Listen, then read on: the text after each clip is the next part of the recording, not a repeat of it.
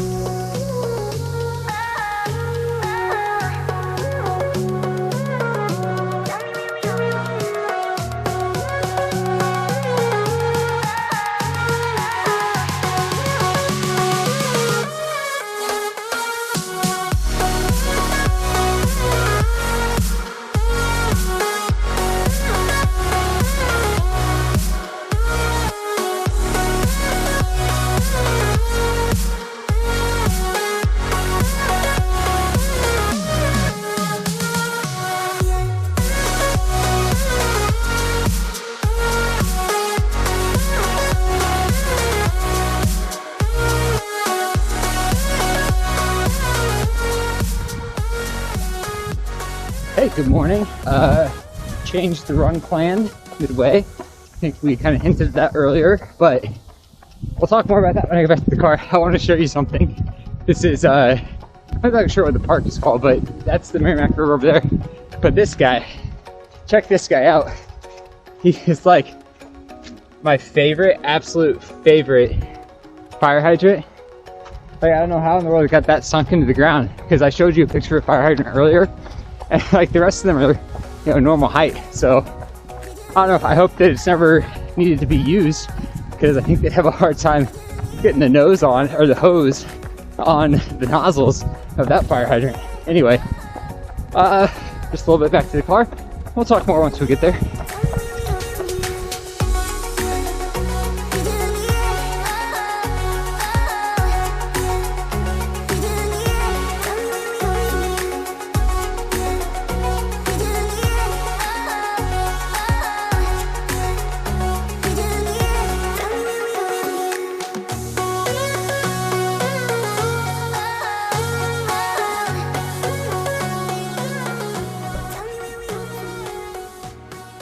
Hey, what's up? So done with the run. We kind of canceled the run part of the way through. Here, let's come out here.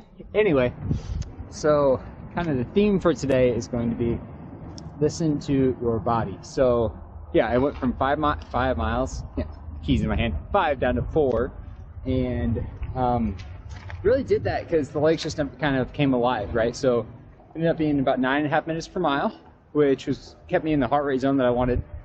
But the key is here that, you know, yesterday, Sunday, I did a little bit longer run than it was originally called for, and it was much harder than like a typical long run because of all the elevation. Remember, almost 1,000 feet of elevation gain. And then right after that, got in a car, this car, and drove like 4.5 hours down to St. Louis almost immediately. So not proper recovery in the legs. So listen to the body. Just wasn't feeling it this morning. Decided to cut the run short. So I got a little bit of cardio, you know, cardiovascular system work in, but gonna let the legs recover more. So anyway, gonna stretch a little bit, get in the car, head back to the in-laws house, and then today we have some errands to run. I need to go to the store, get some dog food. I think also need to finish a little bit of Christmas shopping. So I'll probably take you along with that, and later tonight we're going to a Christmas market in Belleville, Illinois. So St. Louis, if you don't know, is like right on the border of Missouri and Illinois. It's bracketed by the Missouri River and the Mississippi River, so we're gonna go right across the mighty Mississippi to Belleville and enjoy a market tonight. So probably take you along, but for now, it's about time to go. So finished up the run, right? It was a good run. It was good because I listened to my body, because I made my easy day easy for recovery, so we can bounce back, have a safe and productive rest of the run week. Anyway, I'm gonna get going, start the car. We'll see you sometime, somewhere, later today.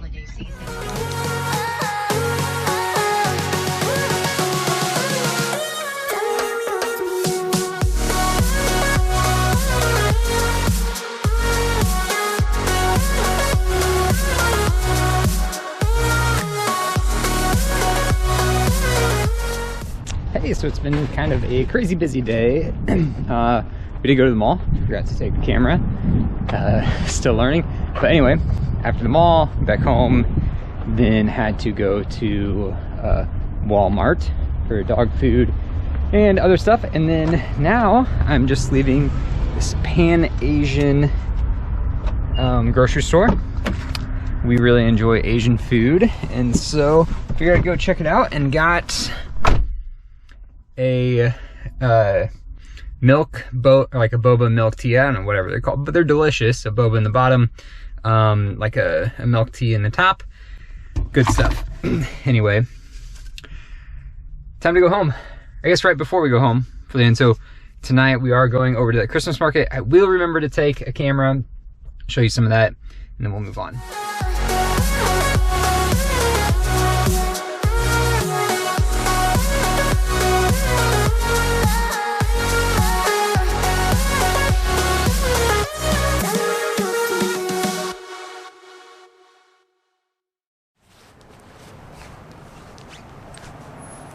Yeah, can you explain where we're going?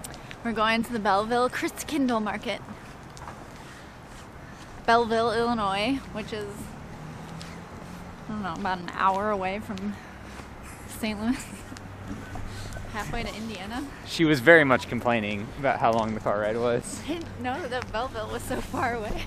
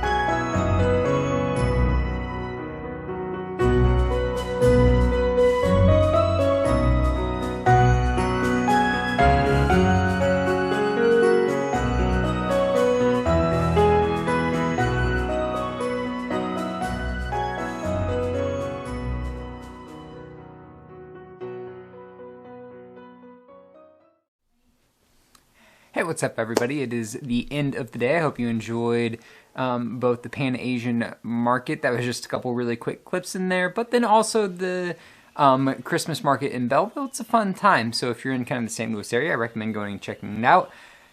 Anyway, just wanted to chime in here at the end of the day. Just a couple things real quick. So I'm on the run this morning. As you saw, mid-run, we went from 5 down to 4 miles. Called it short early. And that's really important. So something to remember, right, when you're training, right, you know your body better than anyone else does. And with time, right, it's not something that you get right away, but with time, you start to learn how your body reacts to things, how it feels when it's in good shape, how it feels when it's kind of on the edge of breaking down and back and forth, right? Early on, it's tough because you, early on in your running journey, it's tough because it's true that you know your body better than anyone else, but you probably haven't kind of explored the limits of your body, right? You haven't explored what you can do and how far you can go and how hard you can push yourself. But once you've started to explore those limits, 100% true that no one knows the limits for your own body better than you do. Early on, might need some advice or some help kind of sorting through like what you're feeling, but you get to a point where you know it. And I was kind of at that point today, right, where oftentimes like after a long run or a good workout, the next day when it's like an easy run just to get the mileage up, the legs take like maybe a mile or so to warm up, right? So I'll go out and it'll be like 9:45 minute mile for the first mile, and then all of a sudden the perceived effort doesn't really change, but then the pace, I can drop it down, you know, it's like 8 minutes per mile or something like that, because the legs kind of, they get going, they warm up. This morning that didn't happen, right? This morning, after yesterday, Sunday's really pretty challenging long run, the legs just didn't like pop back at all, right? So like a mile went by, they felt really, really tired and a little sore. 2 miles went by, they still felt really tired and sore, so I decided, you know what, I'm just going to call it, I'm going to turn around, head back to the car. 4 miles, that's it. And, you know, in the past, I've pushed through kind of days like this, and I think it's ended up with like various types of calf strains and like foot issues and stuff like that. So you really, really need to explore the capability of your body, learn how to read what it's telling you, and then listen to it. Okay, so I guess kind of going forward, the hope is that tomorrow morning the legs feel better. We can do our typical Tuesday workout day. I'm not exactly sure. I haven't looked at my training plan yet to know exactly what type of run is supposed to happen, but we're going to shoot to actually get the workout in.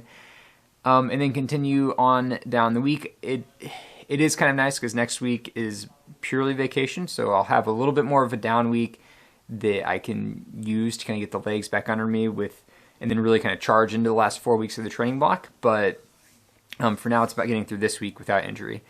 A couple things just to talk about, right? So why does the body need rest, right? There's a bunch of different studies out there. And one of the things, you know, I'm not a kinesiologist. I'm not a doctor. I'm not a sports medicine person. I'm not any of those things. So, you know, anything that I say, don't take it as the gospel truth from an expert, because I'm no expert. I'm just a dude. I mean, you know, I do have like legal training, and legal training is really kind of about learning how to think and put information together and synthesize it. And so I try to take that approach when I'm learning about other things, including like exercise physiology. But anyway, so don't take all that to say, like, don't take anything I say as exactly the gospel truth. But in my reading, I've seen various things, you know, and it's universally understood that, you know, as you work out, you're creating like micro tears in your muscles, and it's this like tearing process and rebuilding of that process that strengthens muscle fiber, right? When you do things like hill runs or intervals or long tempo runs, you're creating those micro tears, and you have to they have to be, you know, sewn back together for your muscles, for your legs to get stronger. So often, I've seen in various places in literature, and this is not like widely agreed upon, but like 24 to 36 hours is kind of the recovery time that you need. And so, you know, honestly, today I was like a little bit short of 24 hours. So it makes sense that the legs weren't like feeling great again, particularly because yesterday was like a more challenging workout that stressed those muscles more than normal. So that's why you need recovery, right? You're tearing down your muscles. They're building themselves back together. They need time to recover. Now, there is such a thing as like active recovery. Can be controversial. Some people swear by it, other people don't. But the idea there is you do like light, moderate activity, not enough to stress the muscles, but enough to promote blood flow. So that way you get greater blood flow to the affected areas. I tend to like active recovery stuff, so this is why I don't take a lot of rest days. I take maybe, when I'm in a training block, like 1 or 2 a month. Not a week, a month. Instead, what I'll do is I will do like really easy miles, right? Like 9.5 minutes. I don't think that those are junk miles, at least not for me. Often it's closer to like 9 minutes per mile. But that's what I do. Do a lot of research into this idea of like active recovery miles, that sort of stuff, or cross-training miles. In the summer, when it's warm enough, I'll like ride my bike to promote the active recovery. The other thing about being able to recover long-term from workouts is it's thought that generally you need 10 to 13 days for your body to absorb all of the physiological benefits of a workout. So that means your cardiovascular system, we've talked about this before, how it becomes developed, your respiratory system, your muscle, like your muscular skeletal system, whatever it's called, your muscles, your bones, your ligaments, your tendons. It takes 10 to 13 days to incorporate the work into, or to get all the benefit from the work. So, that's why we need time. This is why we taper, right? It's why we taper for at least 2 weeks, because that last hard workout, you need about 2 weeks to get in, and anything within kind of a 2-week period of the race, there's some research out there that shows like you're not getting maximum benefit from those workouts. So it'd be better to recover, make sure you're fully fit and healthy over those 2 weeks as opposed to try to squeeze in a last minute workout. But anyways, so there's just kind of a couple numbers to think about: 24 to 36 hours for muscle recovery, and then 10 to 13 days for optimal absorption of workout benefit is kind of what we're looking for. So anyways, it's kind of where we're at. Hope you had a good day today. I had a really fun day, even if I had to cut the run short.